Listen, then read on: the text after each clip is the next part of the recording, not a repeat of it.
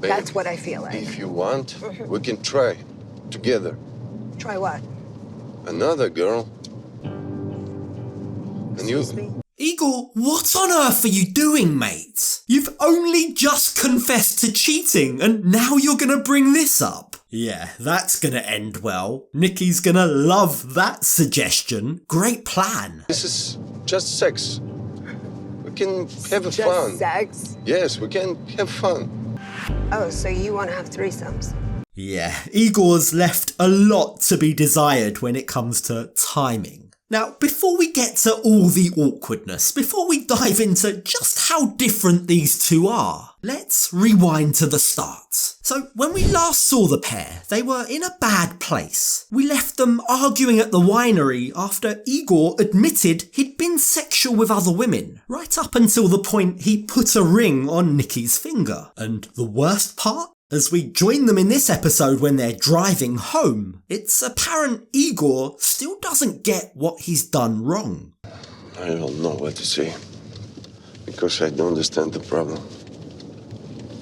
Of course not. Look, Igor understands why Nikki's upset. He understands that she feels betrayed, but he can't figure out why. Because in his mind, he's done nothing wrong. But that's a bit crazy considering he was still sleeping with other women after Nikki applied for his K1 visa. You know, the visa that gives them 90 days to get married. Yeah. Somehow, he still stands by the fact that he didn't consider their relationship serious. He didn't think they were exclusive at that stage. I didn't know if we work. I feel like now I am like some sugar mama to you. And the sex part you get from the other bitches. You can understand why Nikki feels so betrayed, but if she wants to stop feeling like a sugar mama, maybe she should start going out with someone her own age, and maybe she should stop paying for everything like she claims she has been. It just feels like Nikki's contributing to her own problems here. But then Igor comes out of the woodwork with the most random suggestion. Babe, That's what I feel like. if you want, we can try together. Try what? Another girl.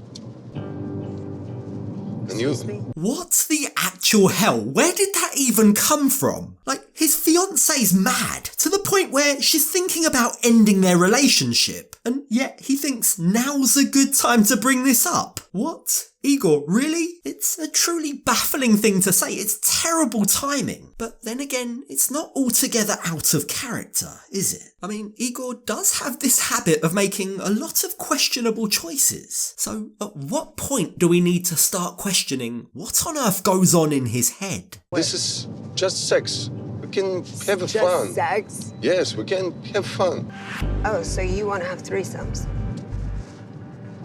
Look at that grin. I think it means one of three possible things. Either he really isn't taking this seriously, or maybe he thinks he can joke his way out of this argument, both of which, by the way, are incredibly annoying. Or perhaps, thirdly, maybe he's just being 100% completely genuine with his feelings. Maybe he's just really proud of it. Maybe he thinks this is a great suggestion. But if that is indeed the case, his timing is so off that his suggestion has lost all effect. For me, it's one of my dreams, have threesome. With two women. This is my things.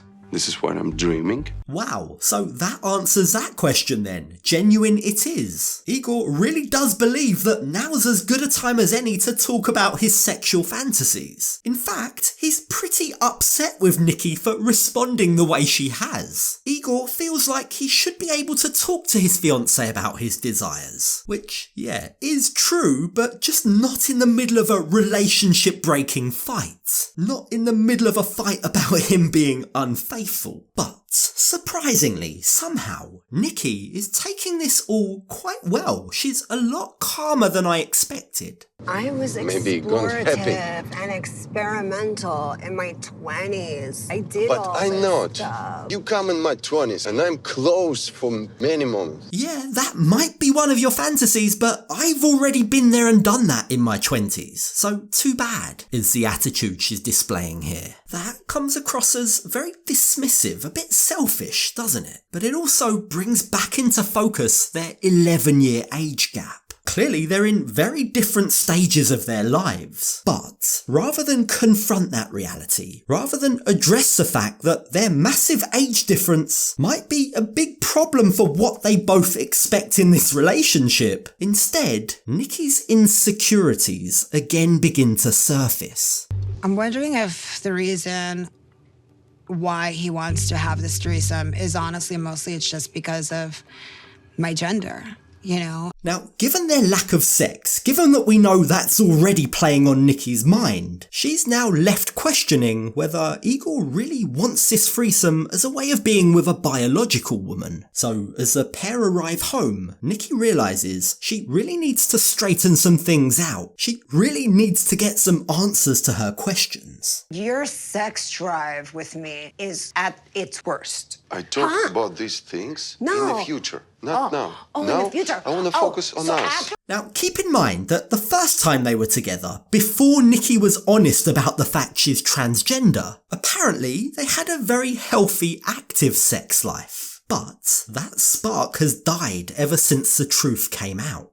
So Nikki's trying to get to the bottom of how Igor has these sexual desires, how he's able to sleep with other women, given he never wants to be intimate with her. It's a fair question to ask, and deep down, the truth is, she already knows the real answer. Everything that you've been telling me is like you just kept on living your life. Like I was nothing. Like I was a piece of I just don't know what to think for our future together. Yeah, I don't think Igor's going to have any satisfactory answers to any of the questions that Nikki has. So when we join them later on that evening, Nikki needs some space. Igor has gone to meet his friend Ivan, and Nikki takes the opportunity to speak to her mum. She fills her in on everything that's happened, and we start to hear more about how Igor had been treating her over the duration of their long-distance relationship. Remember when I told you all those times where I was calling him and he was always on the road, or times where he just ignored my text messages and got nasty with me on the phone? Now, Nikki lists all the times in the past that she remembers Igor acting suspiciously. She thinks back to their most recent vacation together, where she says he was acting terribly towards her. He had his walls up, almost as if he was dating someone else. Is that true? Well, this is all from Nikki's perspective, so we do have to take it with a pinch of salt. But as you'd expect, her mum is backing her up. I knew it, but it's like I had the feeling in my gut. Is he really being honest with you? Is that the only It thing he seems came out like with? Is that the only thing he came out with? Well, no. Just look at Nikki's mum's face when Nikki tells her about the threesome conversation. Yeah, I don't really understand why he said it either, Nikki's mum. So what's her advice? What does she tell Nikki to do? Tell him to get over whatever he desires, and that, you know, your ultimatum is going to be, I want to get married and I want to have a life. I'm not exactly sure that's the best advice. I'm not exactly sure telling Igor to ignore all his wants and desires and fall in line with Nikki's demands is a recipe for a happy marriage. And with everything that she's been told over the last 24 hours, it's no wonder that Nikki is now left debating ending the whole thing.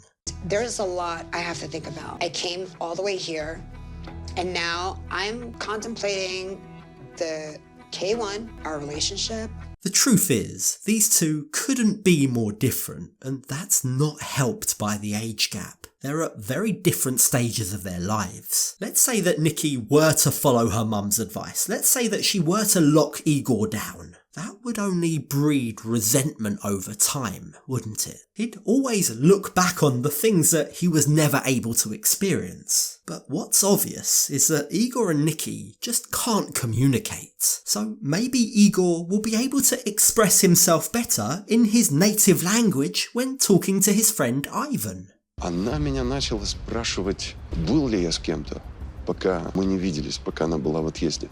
Так, и что? Я же нормальный мужчина. Конечно, был. Right, well, that doesn't really sound that much better in Russian, does it? Even his friend can see why Nikki is so upset and jealous by this. So why can't Igor see it? Well, Igor doesn't actually want anyone's advice right now. He just wants to let off some steam. He just wants to vent his frustrations. Она ссорится, ругается и хочет секса. Ну, так не работает это у меня. Я не знаю, как у тебя. У тебя это работает? Нет, у меня так не работает. For as much as he likes to fall back on that excuse, for as much as he likes to claim it's because they always fight, I think the truth is slightly different. Igor needs to confront the truth, and the truth is, he's no longer sexually attracted to Nikki. Even on their good days, even when they're not fighting, he still doesn't want to sleep with her. His excuse just doesn't live up to scrutiny, and this is where his friend's advice starts to take a downhill turn. Женские манипуляции — это ее инстинкт, понимаешь? Именно так. То есть это будет вечно. Ты сейчас должен просто это пресечь. И тебе нужно проявить свою мужскую сторону. Oh, come on. You need to turn it down a notch, Ivan. How ironic. I mean, how can he honestly sit there and talk about how manipulative women are, having literally just learnt that his male friend had been cheating on his fiance? Come on. All this talk about displaying masculinity, showing strength, honestly, is starting to feel a bit creepy. But Igor seems to be taking it to heart. Что ты сильнее ее, что ты мужчина. Я сделаю все возможное. He tells me be more man in this relationship. And I think that's true. Someone needs to tell Igor that being a man isn't gonna fix this relationship. But I don't know what will. Their entire relationship feels broken. There is nothing to salvage here. So the quicker they can both confront that reality, the quicker they can both move on.